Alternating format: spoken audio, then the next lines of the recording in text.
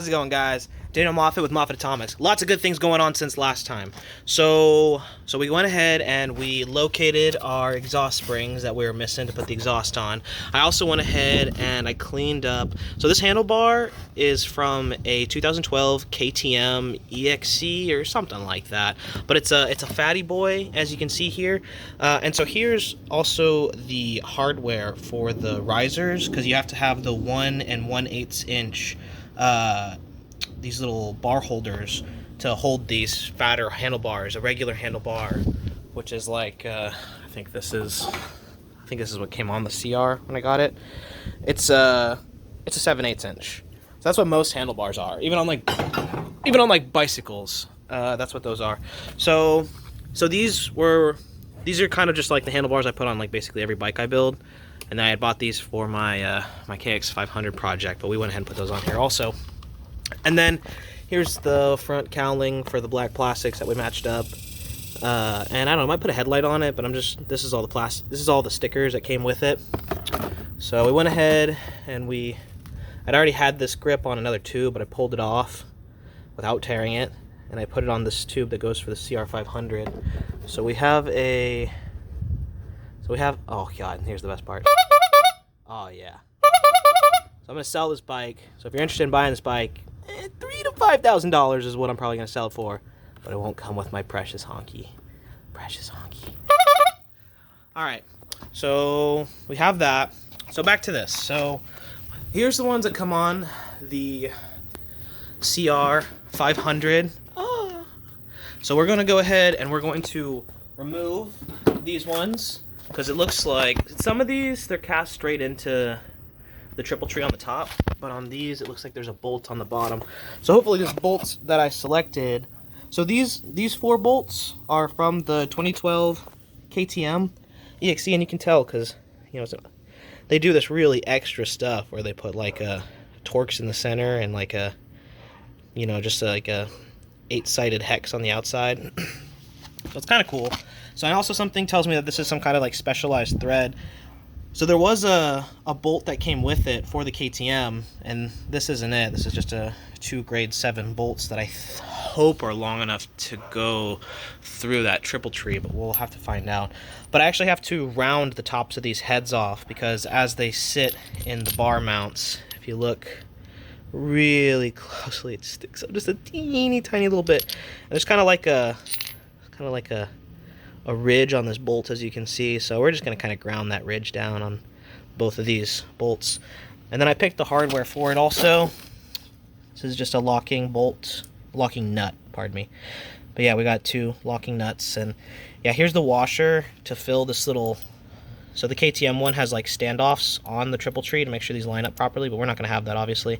So just kind of space that gap a little bit. We're going to use these washers, sit flush with it. I mean, it would be... A lock washer would be ideal to kind of hold a little tension on this, but since we have these torquing nuts, it'll be okay.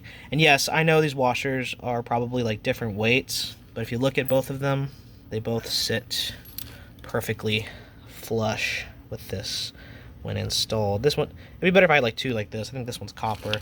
And yes, that will bother me because I am very OCD, so yeah. If it bothers you too, like, you know, same. But, you know, you do what you gotta, because... you know, scrap life. You know, you just got to build stuff with what you got. So yeah, so this is all just hardware from a bike I'd sold, and, you know, parts, the washers and nuts, these 2 bolts are just from things I've kept around. That's why you should keep all your hardware forever, always. But okay, let's see. I'll give you 3 tries to guess what size bolt that is holding on the bottom of this triple tree. Too late, it's a 17. So yeah, we're gonna take these off. So I twisted the old titty tops back on the top just because I put a 17 on the back of this thing and it just kept spinning. Okay, now normally I'm not a big power tool guy, but some fries, motherfuckers! Alright, now we just have to remember which way is lefty-loosey. Oh god! There we go. Okay, good. Jesus, give me strength! Oh. Did it. Alright, and this is one of these doohickeys. Handlebar holder for the intellectuals out there. Looks like. So we're just going to knock the other one out. Take the bolts off the back. No, they're really good. So then we're just going to try to see if we can kind of sufficiently ghetto rig our 2012 KTM ones on there? Let's find out. Okay, so this is terribly interesting and also really makes sense. So when you take these things out, there's really hardcore rubber spacers around them.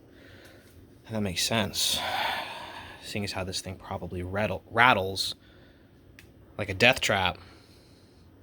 So now, let's take a look. Let's take a gander. Because it would be ideal if my bolts that I had selected just kind of snugly, not exactly snug, but perhaps just, this might change things.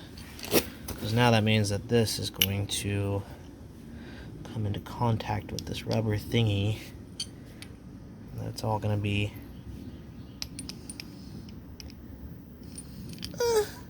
it's all going to be kind of like this. Okay, and already right there, I can tell you that is not a long enough bolt. Dang. Dango fat. Balls. I wanted to use these. They're also not quite fat enough. I wonder if, because I mean, like, the limiting size, I'm probably going to have to fit a smaller size bolt. Let's see. Let's see. Does this fit through that?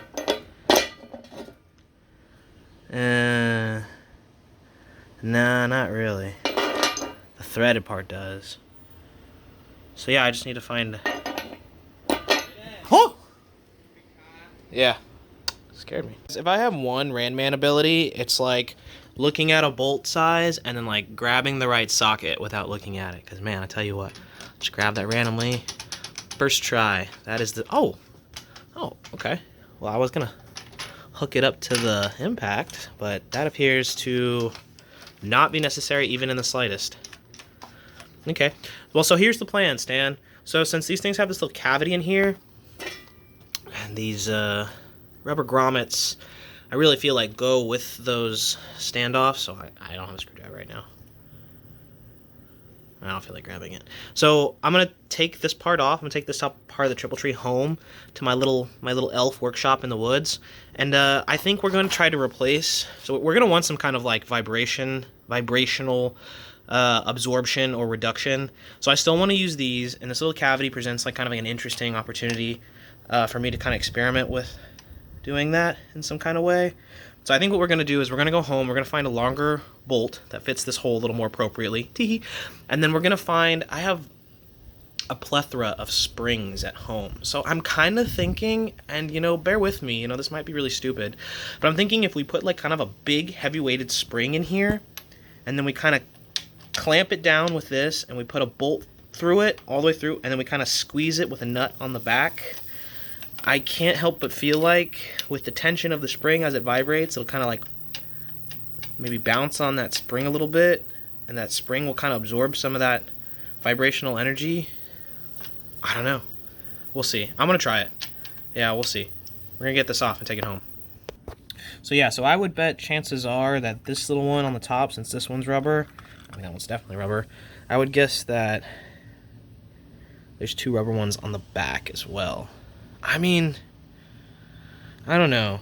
I'll take them. I'll see about incorporating them. If I can't get anything done with these and some springs, because I really want to use the fat bars, I could just probably slap some 3/8 handlebars on the factory-built vibrational sequestering Triple Tree. I mean, that would be the sensible thing to do.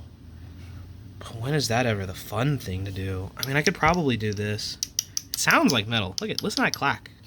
Maybe that's just hitting the thing below it. No, it's...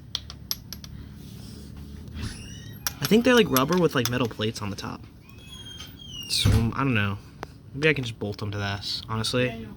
Boy, I sure hope everyone's as excited as I am to watch me absolutely ruin this with a heat gun. It's gonna happen. I just need this area not highlighted with tape to kind of like... I'm just gonna try heating it up to a point where it'll just like melt in. Oh god, this is not gonna work. It never does. This kind of stuff. These are the 3 points where the exhaust was touching it. So if I can get this whole high side to just kind of like lie flat, make like a little just sag in like, you know, so much grandma's titty. That'd be great. Okay, let's see. Oh man, I'm not excited for this. This is not going to work. 650? Sure. Why not? Let's take that tape off. Hold on, I'm gonna pause it for a second. Okay, I melted it, and you have no idea. I mean, it looks a little toasted marshmallowy, but I already filled it full of water, and it actually, I had actually melted a hole through it, but then it kind of laid flat on this other side, and I just kind of like pushed it against it, kind of plastic welded to it. So I was like, okay, that worked itself out. And I mean, this is pretty good. The only problem is that, it's sticking to my shirt. When I go to these holes it's supposed to line up with, you can see it's sitting closer. It's really, I mean, like, it's borderline on there now, but the only problem is that it's, you know, I mean, that worked pretty stinking good. I pretty much just have to, like, maybe flare this a little bit out. I'll tell you what, it's a lot better. Oh, it's so scary melting this thing. And at first, I had the cap on, and I had the petcock closed, so the heat inside the gas tank, at a certain point, it just made this big, like, bubble before it collapsed. So, yeah. It looks rough. It looks rough, but now that it's cooled down... Knock, knock! Any leaks? This is kind of... I just kind of got to get this little rim down a tiny little bit. Because what I'm trying to do is, I mean, because, like, from the outside...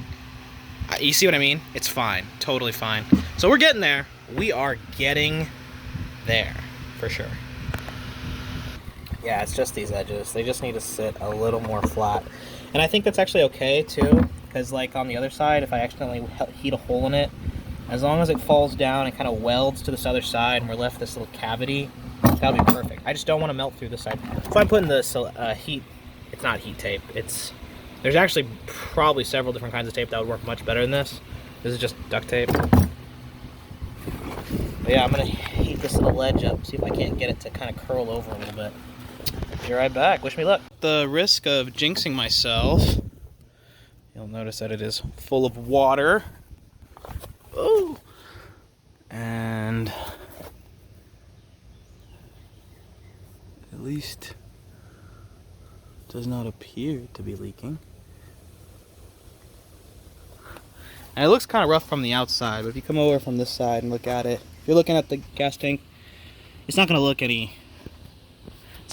more haggard than time has already done to it. I mean, I can't believe I even had to do that, honestly.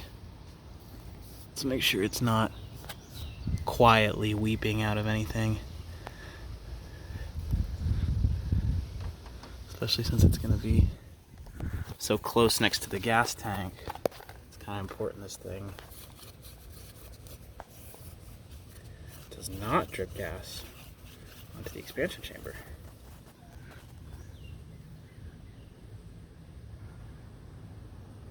Okay, seems good. Well, doesn't look good, but it sealed good. Okay, I'm probably gonna end up getting a new Kickstarter because, I mean, as easy as this thing kicks over, I feel like that's just too little distance to grab with your foot. I'm also gonna put like a little washer right here that kind of sticks out so this doesn't like fall out while you're riding, because I mean, like, let's be honest, it's a little spiky. I mean, I rounded it, but if it gets thrown back, you don't want it to shwing, spike your foot. So I want to be able to gonna put like a big washer there so it has a lip, so you can come in and kind of like rest it on the inside of the lip that this washer will. It won't be the first time I've done this. It works pretty good. I just need to get like something that sticks out long enough for me to kind of like rest it on whatever washer I put over this. But yeah, I mean, the gas tank sits half decently now, if you look at that. So, wow, a lot of ghetto fixes today. and it still touches. So I don't know. I'm probably gonna take these mounts off on both sides, and I think I'm probably gonna like put like a spacer in between this mount and the gas tank, just to build a tiny little bit more gap. Maybe that'll help kind of like lift it off of it like that. But other than that, I mean, I'm pretty satisfied. Pretty satisfied. I would have liked to have not had to melt the gas tank. You can tell it's a little cockeyed too from here. It's got more things it's got to sit on.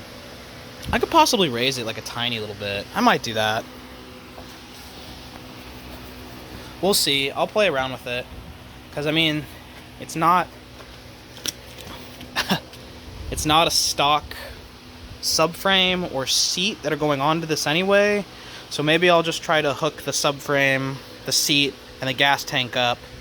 And then I'll try to see if there's a spot where I can place it, where I can go swing and cut this little rod and just raise it like just enough to get it to not touch, but so it doesn't look awkward. Because I mean, this frame has a couple of like rubber things that like wrap around that the seat kind of sits in too, to kind of help with the vibration of the seat and the gas tank. So we don't want to lift this gas tank too far off of this frame, because then we'll make this big air gap and they won't touch the rubber dampeners that it's supposed to sit on. Maybe we can make thicker rubber dampeners to lift it a little bit. I mean, we're basically rebuilding this bike at this point from scratch.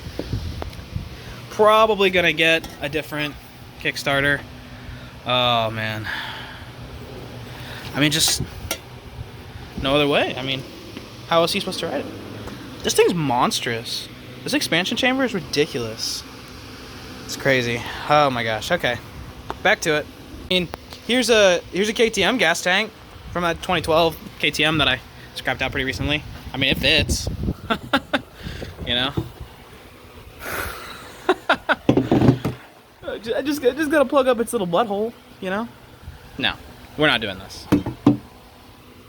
Oh well, I was gonna snag the petcock off of this for our gas tank since we got a snapped off one, but apparently this is nothing but a hollow piece of plastic. That's okay, we have plenty of more victims. Oh, what about this gas tank? There we go. There's a petcock. What does this go to? Probably a KX250F. Will that fit? Will that fit? I think so. I'll take them home. Take them back to the workshop. I got a lot of homework to do tonight. Bike homework.